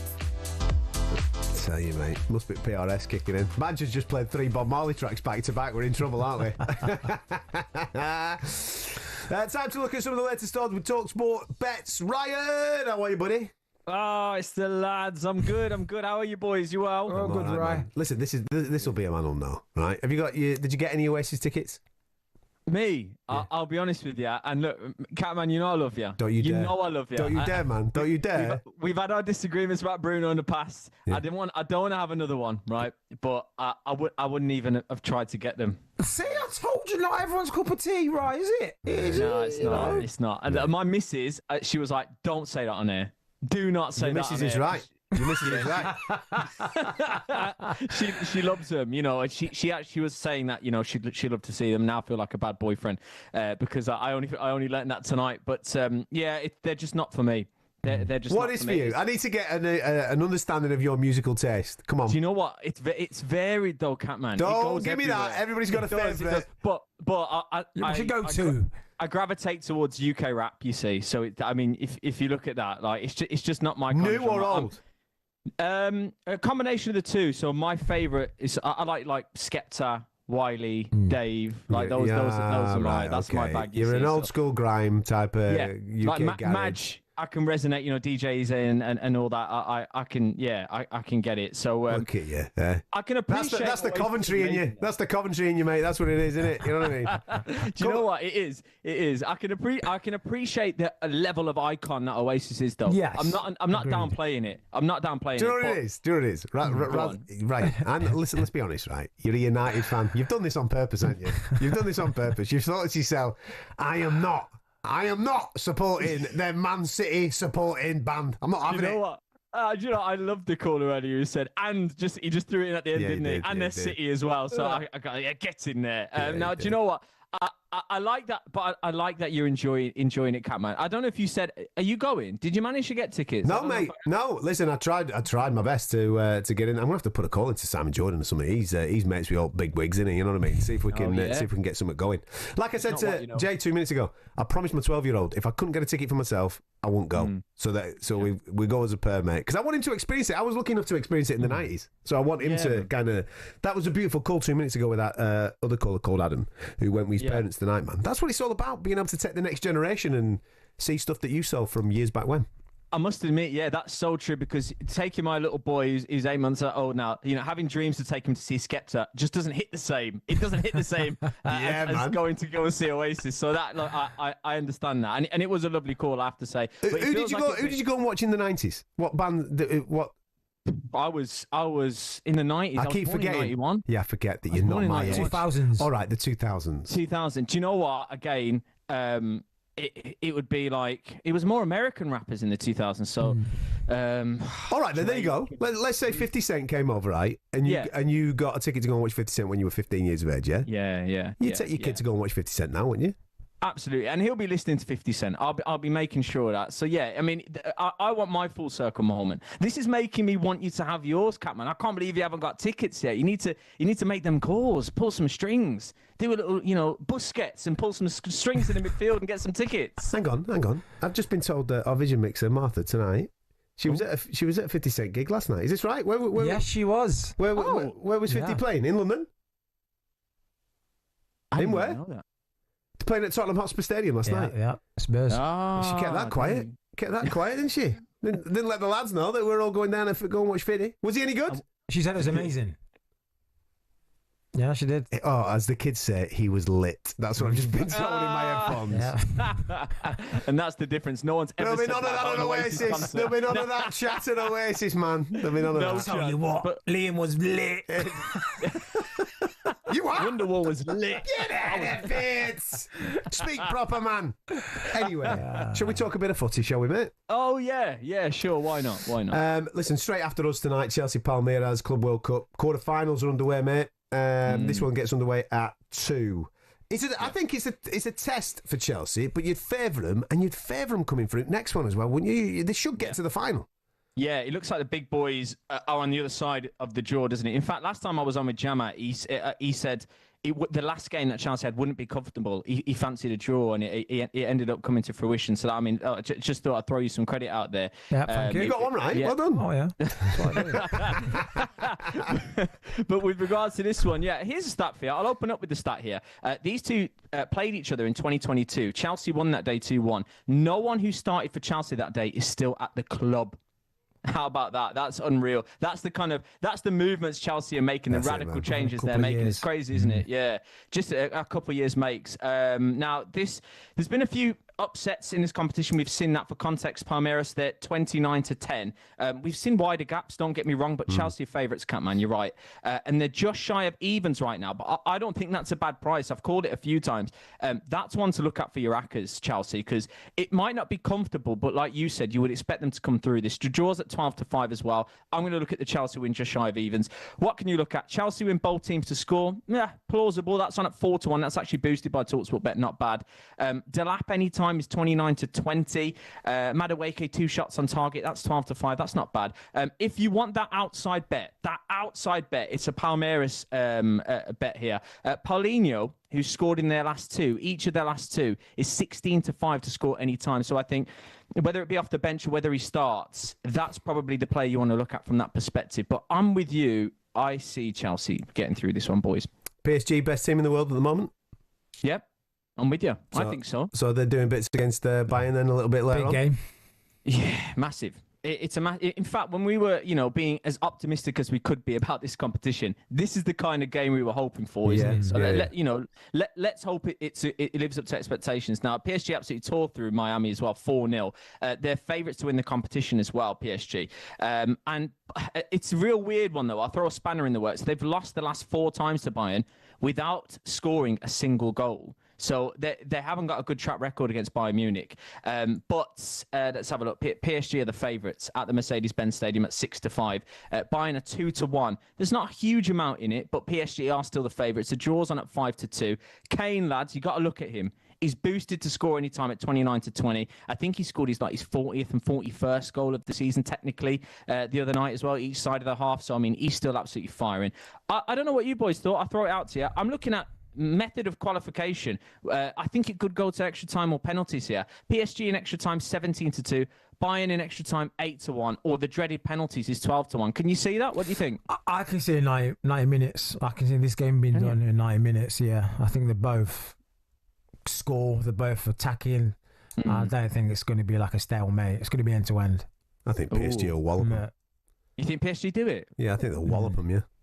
Yeah, well, fair. They're just every time I've watched them, obviously from the Champions League final, I think I've seen 2 of their games in this, and I've just watched them. I'm thinking you're miles above anybody that you're playing. Absolutely, just a fantastic, and they just seem so organised defensively. They seem so rhythmical when they're going forward. Yeah, they are mustard. Absolutely mustard. I actually couldn't agree more. When I was doing my prep for this game, you try and single out goal scorers, or I try and do that, and offer a little bit of value, who's in form, who's not, what the prices are. It's all over the pitch that they're scoring from. There is goals everywhere in this team. Depressing, the defensive midfielders, the box-to-boxes, the defensive midfielders, they're all scoring. I looked at Kvaratskhelia on at 33-20, but honestly, you could look at anyone to bang in your bet builders. I'm with you. It's a frightening team, and if they win it, I wouldn't be surprised. Yeah. Quick one on the England versus France Women's Euros. Obviously, that's at 8 o'clock tomorrow. What have you got there for us? Yeah, the Lionesses, man. They're kicking off the defence, aren't they, of the Euros as well, by the way. Now, again, looking at the stats, there's so much quality. They won 7-0 on the weekend as well in their friendly, the Lionesses, and all the big hitters scored as well. But Serena Wiegmann, right, is looking to win her 3rd Euros in a row. Her 3rd Euros in a row. She won it with Netherlands back in 2017. You're talking about the manager at the wheel being one of the biggest assets as well. So, it's amazing. However, France, they've won their last 8 in a row, and they beat England as well not so long ago. So they're looking like it's going to be a hell of a way to kick off the campaign. But the defending champs, the Lionesses, are the favourites. I have to say, despite what the form table is saying, I'm not so sure, but that's what the price is. It's 13-10. This very France team that's won 8 on the bounce are 19-10. I'm looking at it. I'm all for the Lionesses, but that's not a bad price for that France team. And the draw's on at 11-5 as well. Let's try and be optimistic, though. Little bet booster here. England to win. Both teams to score. Russo anytime. 15-2. Nice. I got that boosted by talkSPORT Bet, so I think that's a nice little price if you're going to get behind the girls, which, look, let's have it. We all will. Nice. Listen, before you clear off, go on. Are you wearing knitwear? What have you got on? What have you got on there? The reason why I'm asking, mate, is because down here in London, it is absolutely roasting, mate. It's cracking flags. What's it like in Cov? You know what? It's not so bad. What I'm gonna shock you here because you know it's the top half of me, right? Yeah. Please tell me Please tell me you just got your underpants on. That'd be amazing. Proper Alan Partridge. Please tell me that. I'm not standing up, put it that way. But what I will do is I'll show you the rest of my arm. Okay. It's only a t-shirt. Oh, it's a knit t-shirt. So, Knit it's a t-shirt. We got to see. I know a stylist, right? And he says you got to add a bit of texture to the top half. So it's a t-shirt, but it's knitted. So that's what we're doing. So I'm not too hot, cat. Mate, I'll be dead straight. Your threads are normally bang on, mate. To be fair, it looks breathable. That's the thing. It's breathable. And do you know what? I'm in my office. I have the luxury of being in my office. It's nice and cool in here as well. Yeah. Cooler now. Obviously, don't show us. What is the bottom half right now? Please just reveal a little bit of that fourth wall. Is it pyjamas? What have you gone with? I usually, to get into the mindset, even though it's only a little segment that I do, right? I make sure it's jeans, or I make sure it's joggers or something, or combats, or whatever. Daytime wear, business wear. Yeah. I like it. But today, of all days where you've called me out on it, I'm wearing Spider-Man pajama shorts. Brother, mate. Gotta see it. Can we see it? You gotta give us. Can you show us? Can you show? Honestly, I'll be real with you. I can't show you. Why is there a hole in a particular place that you're not allowed to? I don't know. I don't know. Are they hot pants? Have you had them? Are they hot pants? Yeah. Little Speedos. I'm sat in a leather chair, so who knows what's happened. All right. All right. You don't want to just check that the boys are in the barracks, and then we'll have a look. Listen, I'm choosing to keep my career intact tonight. Yeah, and make sure that we stay on the radio as well, mate. Well done, exactly. You. Well done, exactly. You. Listen, I'll leave you to it. There you go, Spider-Man. See you in a bit, lad. Ta-da. See you later. Right. Top man. That was a look at the latest odds with talkSPORT Bet. 7 seconds this is play. You've got to be over 18. BeGambleTheWord.org. We'll do a quiz next. Don't go anywhere. Bring it on with talkSPORT Bet. Download the app or visit talksportbet.com for exclusive offers and bonuses. 18 plus, gambleaware.org.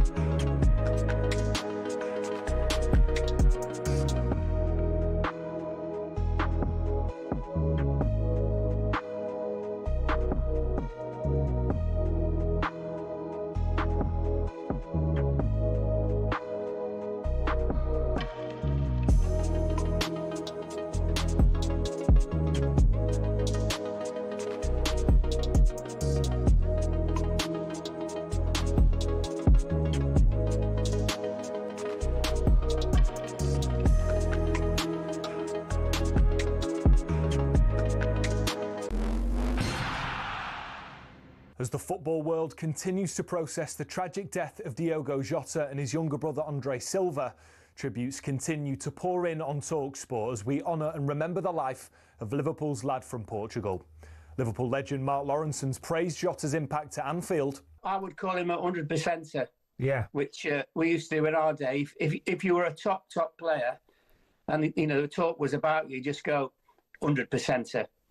No doubt about it. When you're in that dressing room, look around, you know, and you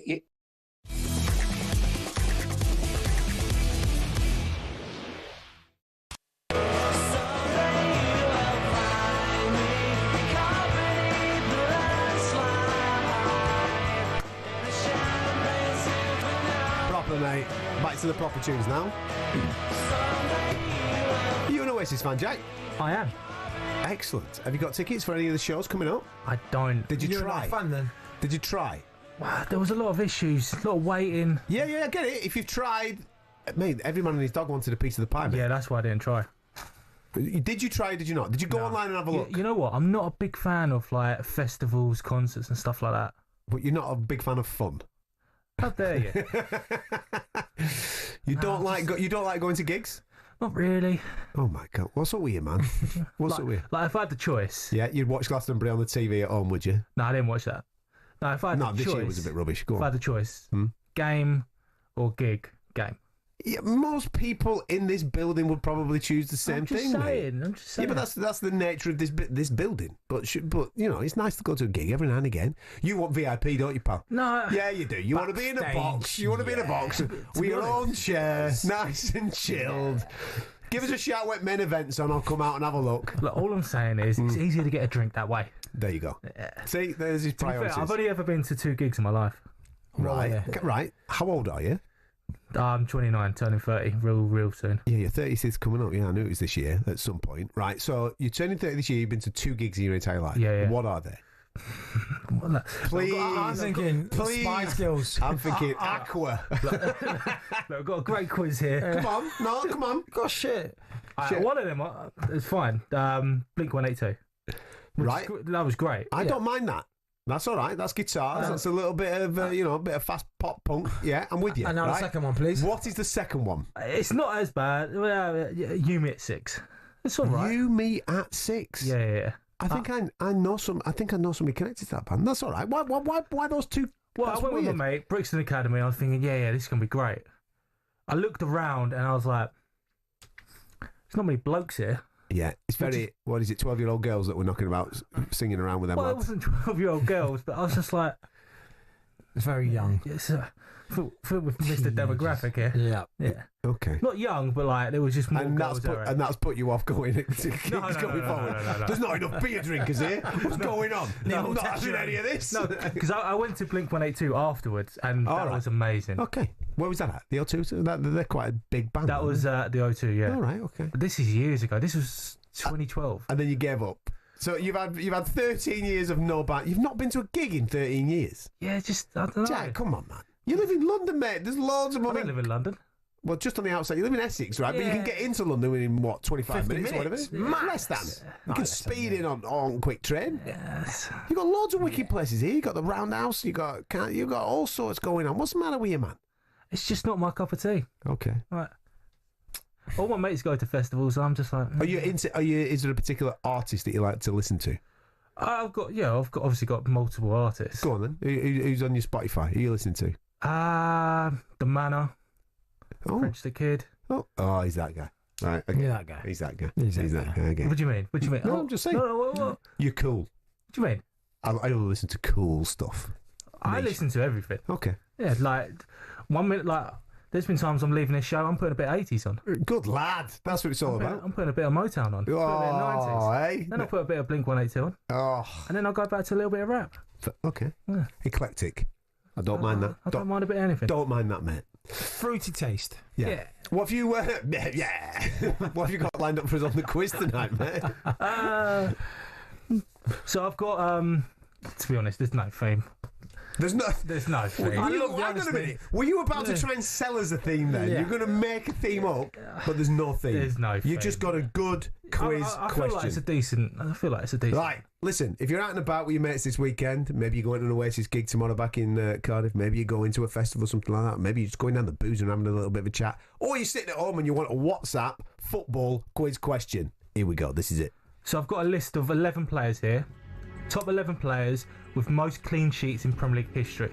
However, this is goalkeepers and defenders.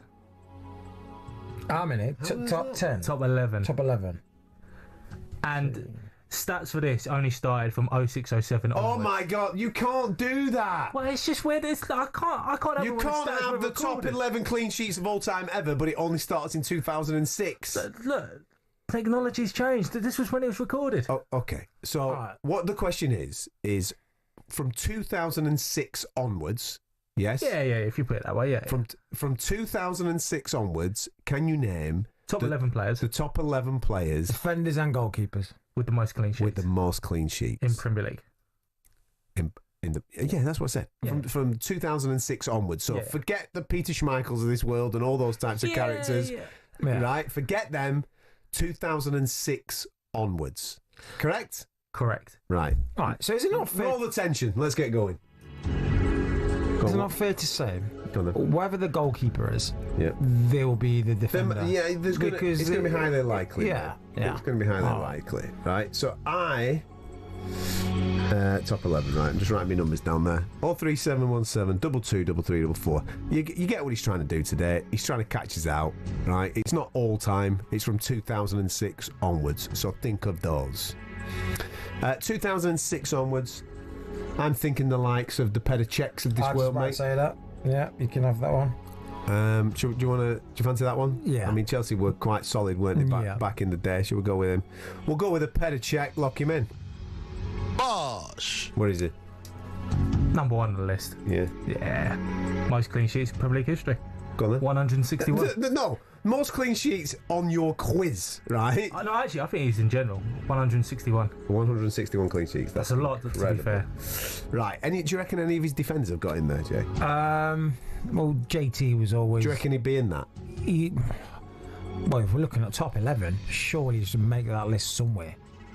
If you've got the keeper behind him who's got clean sheets, he's going to have to be also getting those clean sheets. I reckon it's worth a gamble before we go to the phones. Or you pick a different one, whatever you want to pick. Go for it. John Terry. Lock it in.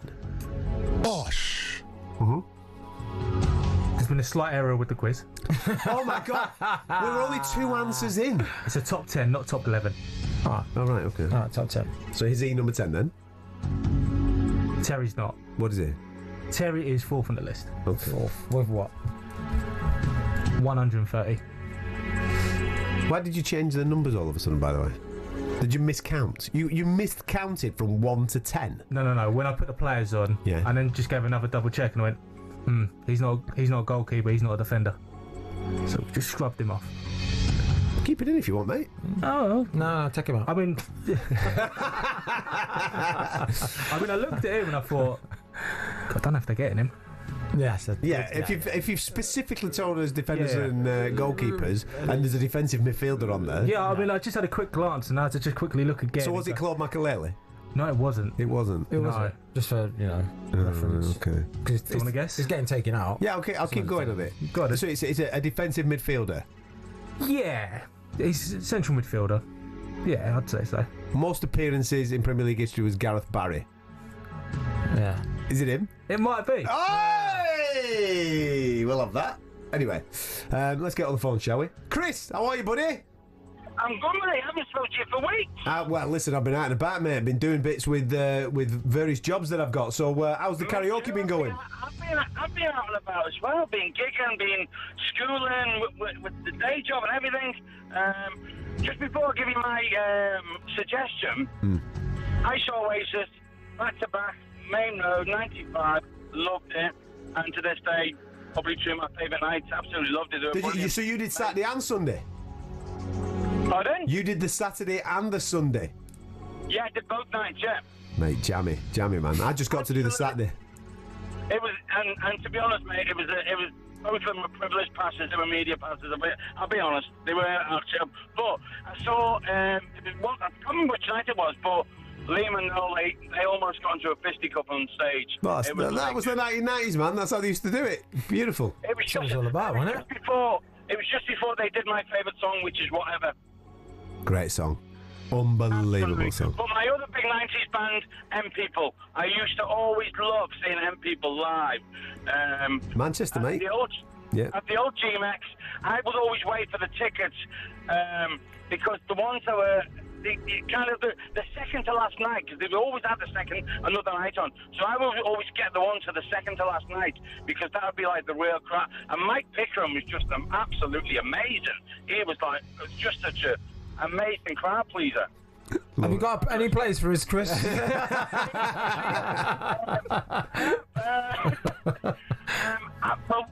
you're going down that road. I had a goalkeeper, but then I thought I'm going Ashley Cole, maybe.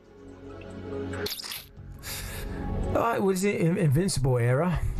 You know, and then That's what I'm thinking. Arsenal, then Chelsea. Well, hang on. We'll check. Think about when he's asked. He's gone 2006 onwards, right? Yeah. So he's at Arsenal, and then Chelsea. That's the only reason why I'm thinking it, because he was both. But I'll only do it if you tell me to. I'm not going to go rogue. Right. Well, I'm going to put that on bench there, Chris, just for a split second. All right, mate. No problem. Might bring it back. You have a wonderful night, mate. Take care, buddy. Keep them coming. 03717 22 33 44. You're listening to talkSPORT.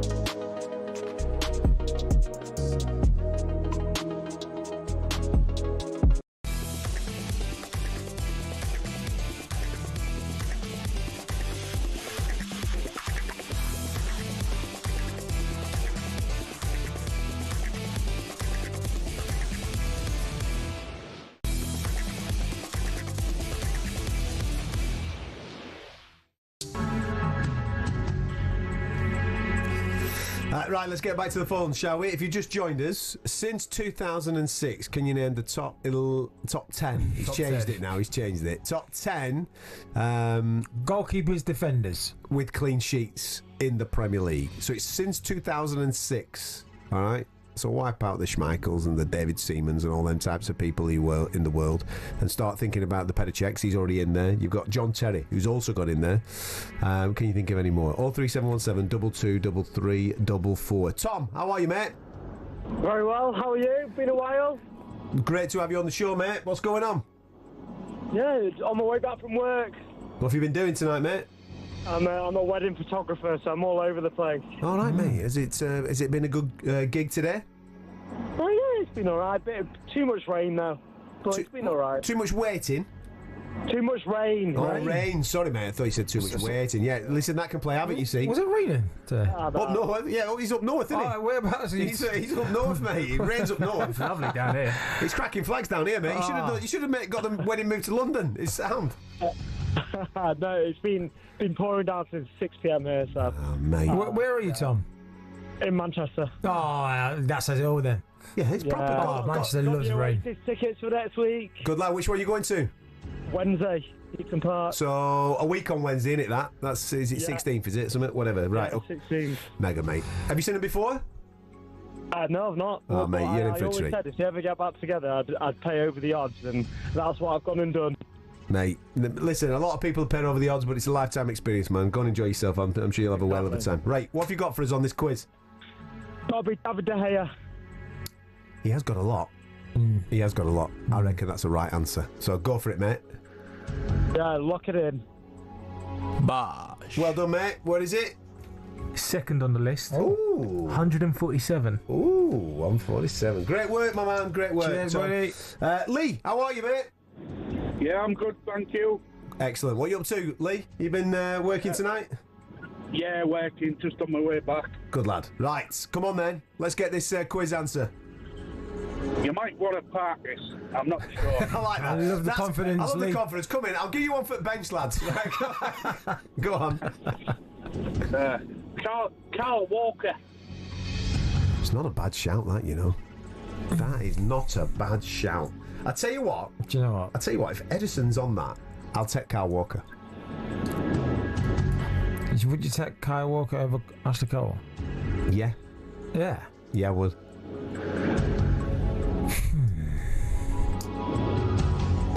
We'll come back to it. You're right. I'm sticking it on the bench. Cheers, Lee. You're a legend. Yusuf, how are you, buddy? Nah, whatever he says, just go with it. Come on. How are you, mate? Not too bad. What's going on in your world? Yeah, keeping busy. Keeping busy? Where are you? My spot, isn't it? He's Spot Brixton, man, isn't he? He does the business down there. Yeah, it's my spot. This is the Yusuf's area. You know that you don't go down there. He looks older than 32, mate. Say that again. He looks older than 32. Are you looking at him on YouTube? He looks older than 32. Hold on a minute. He's cheating on the quiz. He's mugging me off. He's 29, right? He's not 32. You're a cheeky thing. Listen, Yusuf, are you into your music? Yeah. I'm like a Jermaine Pennant, R&B all day. R&B all the way, right? Yeah, Okay. yeah. My guy, Yusuf. He's your mate now, is he? Oh, My guy, Yusuf. My guy. My boy, innit? Yusuf? Listen, my guy, Yusuf. He never lets us down. Okay, then. I got a couple. Oh, I do. Yusuf, go on. Rio Ferdinand. I trust Yusuf. I'm not even thinking about it. So 2006 onwards, he was in 2018. When did Rio pack it in? Go on, listen. It's Yusuf. It's Yusuf, I'll risk it. Go on, mate. Look in Rio Ferdinand. Oh! Your guy, yeah? Your guy. My guy, Yusuf. What are you doing? In a while. What are you doing? You can't come on here and get stuff wrong. Yusuf, this is a He's done it on first. purpose. Yeah, to save face. I like it, Yusuf. Look, Next week he'll have like 3. this must be a question that you can't Google. Right, clear off. See you in a bit tonight. See, he's laughing. He knows. That's one post. Rio Ferdinand post. All right. Leighton, how are you, mate? How we doing, guy? You good? Yeah, we're Good, all right. thank I you. didn't expect that from Yusuf coming in with a wrong answer there, Leighton. So there's a lot of pressure on you now, mate. We've got to nail this. Just probably let you down there, He innit? has, yeah. What are you thinking? Let you down. So, right, I was going to go for Rio Ferdinand there. That's not that. Listen, that doesn't fill me with a lot of confidence, mate. We're a wrong answer, right? So go on. I know, yeah. So, I am going for Ashley Cole. Right, that's the second one. We're gonna That's the have to do it. second We're one. gonna have to do it. Go on, do it. Go on, Do lock it. him in. Lock it in, lock it in. Oh! Oh, what is happening, man? Oh my God. Leighton, you've done me. Right. I can't believe this. We've only got 3 right answers. There's 7 to go. We're miles off this. And you've already used your Yusuf No, card. listen, I'm going to have to interrupt. Right. We're going to start getting involved. Listen, I'm getting involved, mate, because I think Alisson's on this list. Alisson? I think Alisson's on this list, and I think Virgil's on this list. Well, that's 8. Is there, what, 8 seasons? Who was? Virgil? And Alisson came same time, didn't he? More or less, In yeah. and around. Yeah, so that's 8 Liverpool's seasons. defence has been tight. It's been very tight.